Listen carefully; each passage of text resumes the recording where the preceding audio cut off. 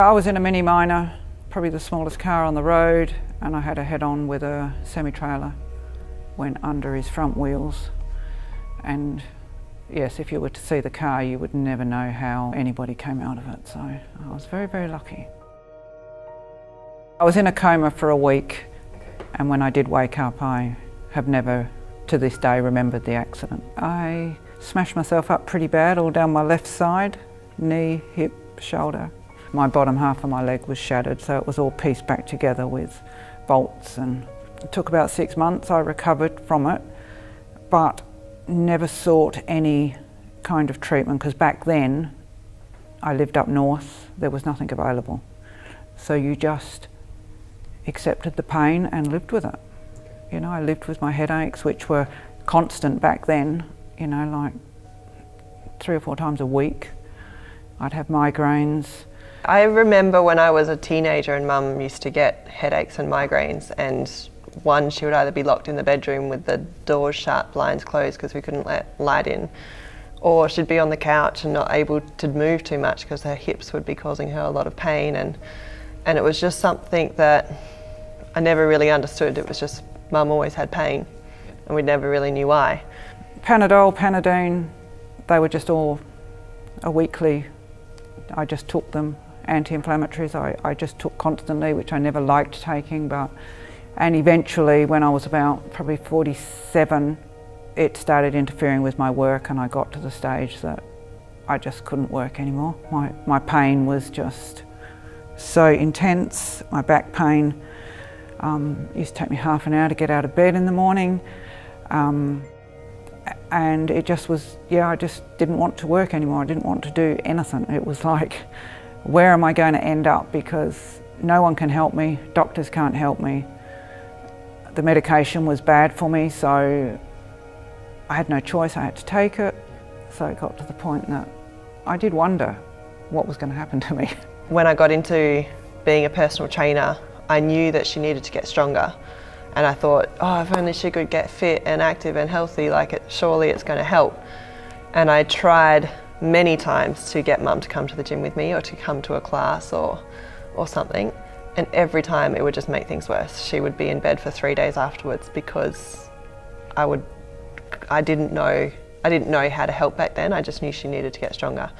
Probably 8 years ago, when it was at its worst, I was spending thousands of dollars on medical bills, going to every specialist, I would have x-rays, CAT scans, MRIs, trying to find out what was wrong with me, why I lived in constant pain, because my hips, mainly my hips, my neck and my knee, got no answers. You know, I'd pay $600 for one test to come back, there's nothing wrong with you.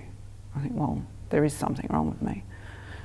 So I went to a physio under Emma's recommendation, and he did an MRI and an X-ray, CAT scan, and virtually said that there was nothing he could do for me. I had done as much damage as possible. I had ulcers, I had bursitis, I had a Baker's cyst, I had no cartilage in the front, so virtually just keep going until you can't bear it anymore, then he'll give me a knee replacement. That was his only.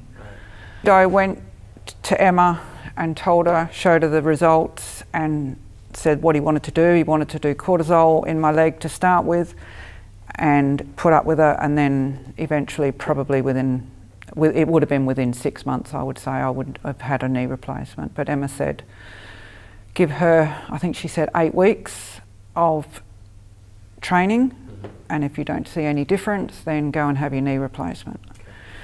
Because at that stage I thought, well, who do I listen to? I've got the physio saying do this, I've got Emma saying do that. So I thought, okay, I'll do this. So Emma gave me a program for 8 weeks, and I did it religiously, twice a day, and I've never looked back. So as I went through my career and I learned a lot more and changed my perspective on how the body operates, and obviously continued to educate myself, we shifted our approach, and thankfully Mum still trusted in me and still came back to try again.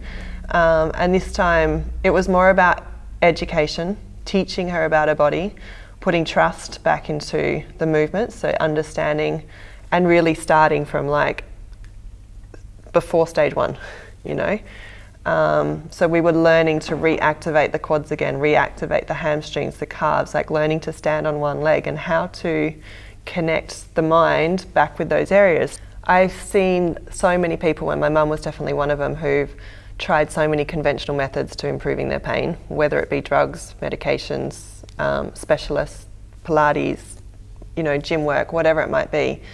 And they've kind of lost hope. They've given up that exercise is not for them anymore, that exercise makes things worse, or that they can't do things. And Mum was right on the brink of that. It was like knee replacement or just try one last time. And luckily, she gave it one more shot. But I guess it's trusting that there is something else out there, but it does take re-educating and putting trust back into the body that movement is going to be a good thing, and feedback. So we need feedback from the person that's going through the pain just as much as I need feedback to them. I need to understand what they're feeling and understand how they felt the next day, what inflammation they got. Inflammation is the body healing, and we do need it, but too much is problematic, and too much from the wrong cause is also problematic. So having clear communication from Mum to tell me, oh, we did this set of exercises and then later that day I felt this and then the next morning I felt great. Okay, cool, we're on the right track. But if she woke up the next day and symptoms were worse, then we use that information to then come back and tailor what we did in the training session to make it more intelligent and more in line with what the person needs. With the exercise, the food journey has come alongside it. Okay. I have also done the rehaul of my diet, which I think has been a big part of my recovery as well, because when I do have a binge occasionally, you can guarantee that I'll complain to Emma and she'll point out that what I've let slip. And come Christmas time when Emma goes away, you can guarantee that a lot of my aches and pains come back because I get lazy. So it is now part of my life. And I honestly say that what I do here, or what I've done with Emma over the years, has all but cured me. I won't say I'm pain-free, but I would say I would be 90%. I still have the odd bad day, but nothing nowhere near what it was 8 years ago.